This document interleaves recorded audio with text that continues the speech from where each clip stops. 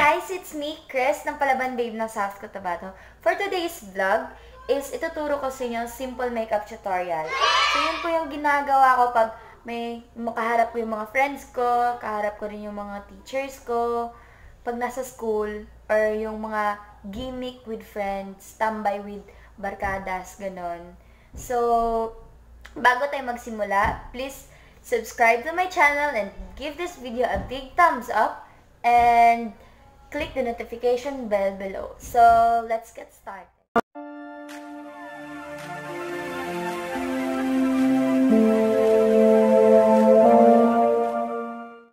So, since hindi naman masyadong makapal yung makeup natin for today, so, ang gagamitin na, at saka hindi na rin ako maglalagay ng liquid foundation sa mukha ko. So, ang gagawin na lang natin is,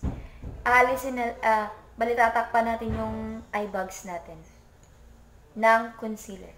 Yun.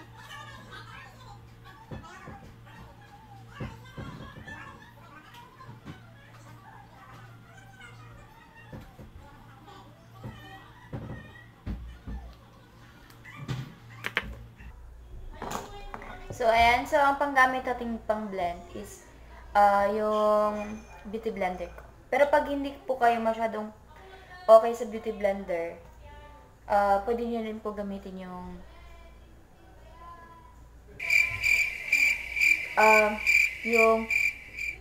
yung brush. Yun.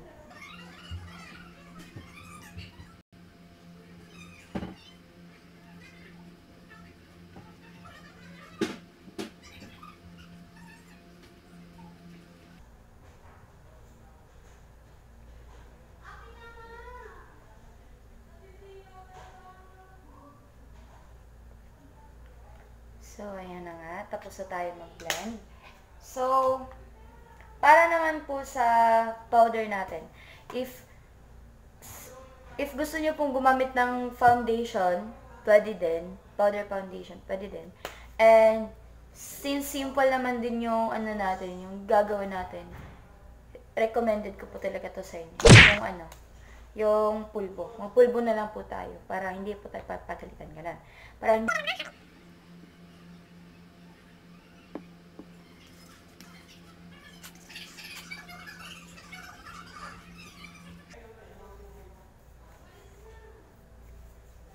Oh no!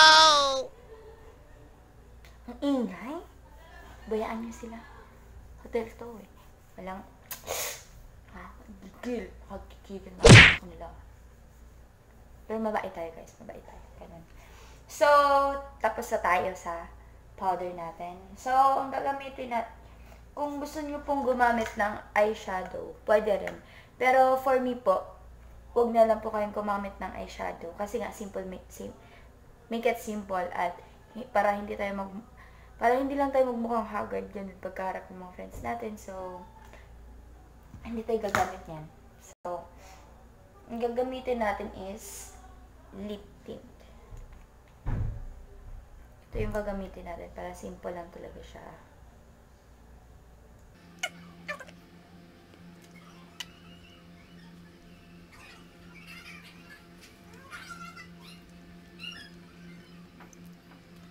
Yan. So, para naman, kung gusto niyo po, pwede siyang lagay dito sa cheeks para man po may kulay-kulay yung natin. So, lalagyan natin siya. So, since to siya, parang, ayan. So, gaganyan natin. Pero depende po sa inyo kung paano niyo po siya ilalagay.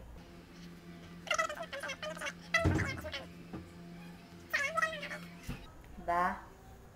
Simple lang siya guys. At saka affordable din. So since yan. So, para naman po patapos na tayo, para hindi po siya, pag tatagal kasi itong lip tint, nagda-dry. So, para hindi po siya mag-dry, lagyan na lang po natin ng lip balm. Para hindi siya mag-dry. So, ayan. Tapos na tayo for our makeup tutorial. So, ayan na nga guys. Ano yung... Ginagawa mo? Yun na yung kalalabasan ng simple makeup tutorial natin. Ginagawa mo!